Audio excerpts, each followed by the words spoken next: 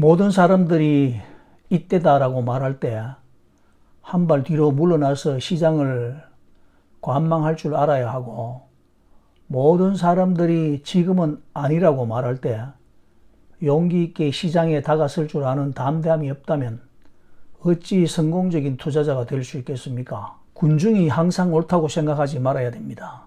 지금까지 기득권 금융 세력들은 이와 같은 군중들의 광기를 이용해서 자신들의 부를 늘려왔다는.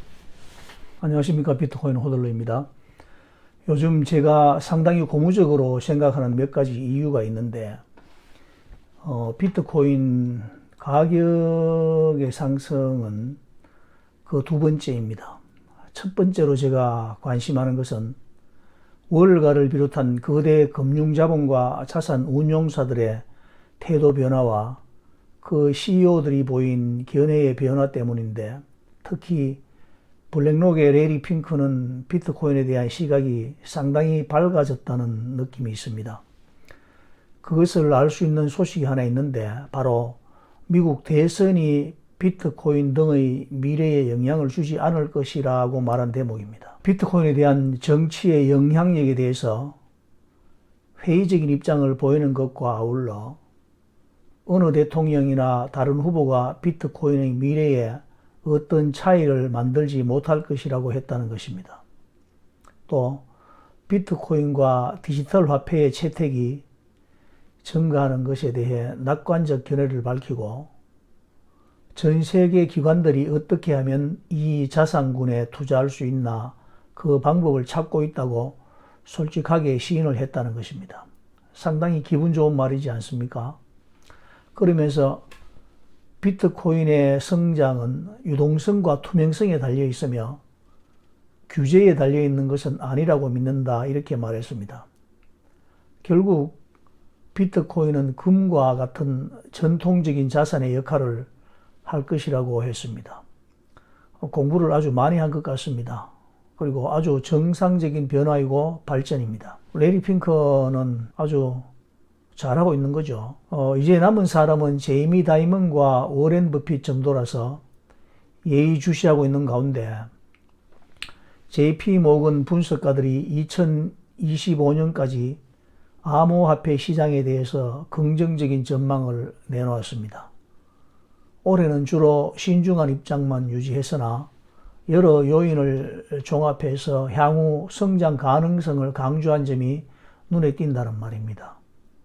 분석가들은 비트코인과 금 같은 대체 자산군이 경제적 불안정에 대한 해지 수단으로 투자자들의 관심을 받고 있는 디베이스먼트 트레이드의 부상을 주요 요인으로 꼽았습니다. 즉, 통화 가치 하락에 대비해서 금 같은 해지 자산을 구입했다는 말입니다.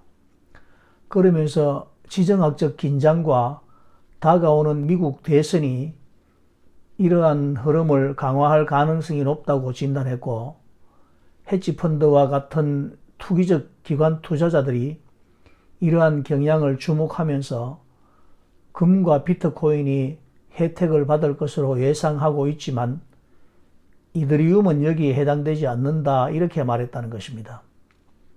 이러한 분석이 제이미 다이먼의 생각과 일치하는 것인지는 분명하지 않고, 제이미 다이먼이 워낙 복잡하고 투명하지 못한 사람이라서 그 진위를 판단하는 것은 큰 의미가 없기는 합니다.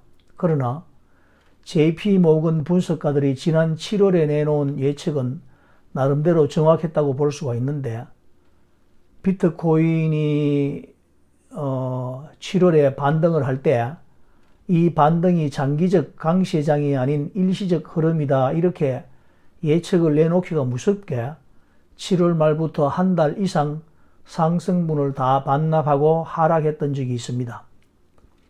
그랬던 JP 모건 분석가들이 이번 상승장은 좀 다르게 바라보고 있다는 것이 의미 있는 분석이라면 분석인데, 이러한 분석을 토대로 투자하는 세력이 있을 수도 있지만 그 상승을 이용해서 수익을 실현하려는 고래들도 분명히 존재할 것이기 때문에 이런 분석을 기초로 비트코인에 투자를 결정한다는 것은 단기적인 수익을 실현하려는 트레이드라면 몰라도 장기적으로 비트코인을 보유하려는 호들러 입장에서는 단순한 흥미 위주의 관전 포인트 그 이상도 그 이하도 아니라는 것입니다. 투자의 기재라 불리는 워렌 버핏의 스승이자 지금도 투자 교과서라 불리는 벤저민 그레이엄도 투자자의 가장 큰 문제는, 그리고 심지어 그의 가장 나쁜 적은 아마도 그 자신일 것이다 라고 말했습니다. 그러면서 현명한 투자자가 되기 위해서는 높은 지능이 필요한 것도 아니고, 필요한 것은 자기 통제와 독립적으로 생각할 수 있는 능력이라고 말했습니다. 개인 투자자는 기관 투자자나 펀드 매니저 같이 강제로 자산을 팔지 않아도 된다는 장점이 있습니다. 이것이 우리가 가진 가장 소중한 자산입니다. 이것을 그레이엄은 현명한 투자자의 기본적인 이점이라고 말하기도 했습니다. 그런데 요즘 어떻습니까? 너무 많은 정보가 흘러나오고 있습니다. 그러므로 소셜미디어 유튜브를 통해 나오는 단기적인 가격 변동과 거래소에서 쏟아지는 각종 리포트나 보도 내용은 우리의 소중한 자산인 비트코인을 장기 보유하도록 내버려 두지를 않습니다. 뿐만 아니라 트레이드하지 않고 장기 보유하는 사람을 어리석고 게으른 사람 정도로 취급해버린다는 말입니다. 남들보다 먼저 팔아서 수익을 실현하고 하락할 때 매수하는 효과적인 투자를 알려주는 수많은 투자 채널들은 일단 그럴듯해 보이기는 하지만 사실은 빛 좋은 개살구에 불과한 것입니다. 모든 사람들이 이때다 하고 말할 때 한 발 뒤로 물러나서 시장을 관망할 줄 알아야 되고, 모든 사람들이 아니라고 말할 때 용기 있게 시장에 다가설 줄 아는 담대함이 없다면 어찌 성공적인 투자자가 될 수 있겠습니까? 군중이 항상 옳다고 생각하지 말아야 합니다. 지금까지는 기득권 금융 세력들이 이와 같은 군중들이 지혜라고 말하는 광기를 이용해서 자신들의 부를 늘려왔다는 사실을 우리가 알아야 하는 것입니다. 최근에 한 연구는 소셜미디어에 의존하는 투자자들은 더 많은 거래를 하면서 더 낮은 수익을 올린다는 결과를 보여주고 있습니다. 사람들은 동료들이 자신과 다른 선택을 하는 것을 알게 되면 자신도 모르게 그들의 선택을 따라갈 확률이 3배나 높다고 말합니다. 이처럼 디지털 세계의 SNS를 의지해서 투자를 하게 되면 우리의 주의력을 뺏고 인내심을 떨어뜨리고 스스로 생각할 수 있는 능력을 마비시키게 된다는 것입니다. 더군다나 암호자산들을 거래하는 거래소의 가격 호가창을 보더라도 얼마나 자극적입니까? 그리고 가격 차트들은 얼마나 또 현란한가 이 말입니다.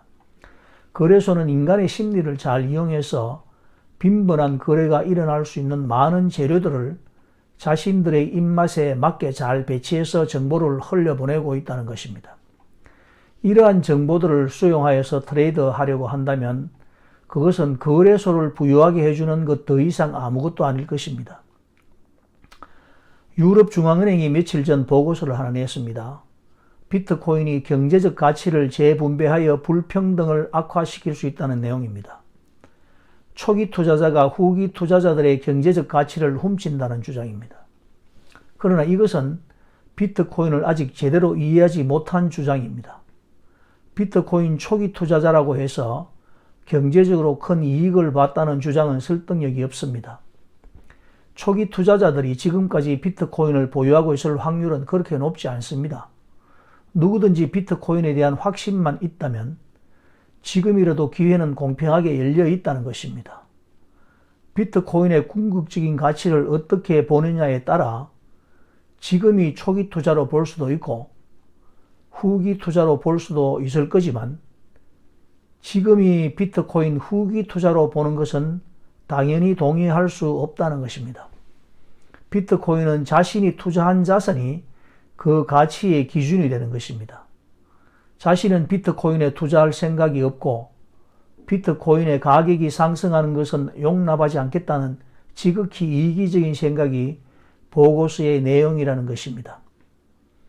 유럽 중앙은행이 어떤 조치를 취하기 위해 내놓은 보고서인지 알 길은 없지만 이것 또한 비트코인을 죽이기 위한 하나의 부질없는 몸부림에 지나지 않을 것입니다. 비트코인은 비난하고 부정할 수 있는 자산이 결코 아님을 깨달아야 합니다. 아직도 비트코인이라는 자산에 대하여 의구심을 가지고 있습니까? 아직도 비트코인은 경제적 생산성 증가에 기여하지 않는다는 해묵은 논리를 들이대면서 비트코인을 죽일 수 있다고 생각하는가 이 말입니다. 수익을 창출하지도 않는 종이 달러를 무제한으로 찍어내면서 인류를 속여온 자신들의 과오는 돌아보지 않고 비트코인이 거품이라서 터질 것이라는 말만 앵무새처럼 늘어놓고 있을 때인가 이 말입니다. 자신들이 원하는 것이 무엇인지, 어떤 세상이 오기를 원하는지 그 분명한 해답을 들고 비트코인을 비난해야 할 것이라고 생각합니다. 지금까지 해오던 대로 우리의 기득권을 뺏어가지 말고 그대로 있으라라는 요구는 더 이상 지속될 수 없는 세상이 오고 있다는 것을 깨닫기를 바랍니다. 유럽 중앙은행들은 비트코인이 민주주의를 위협한다는 허황된 주장으로 진정한 자본주의를 근간으로 하는 참된 민주주의를 농락해서는 안 될 것입니다. 비트코인 호돌이었습니다. 영상이 마음에 드셨다면 구독과 좋아요, 알림 설정 해주시기 간절히 부탁드립니다.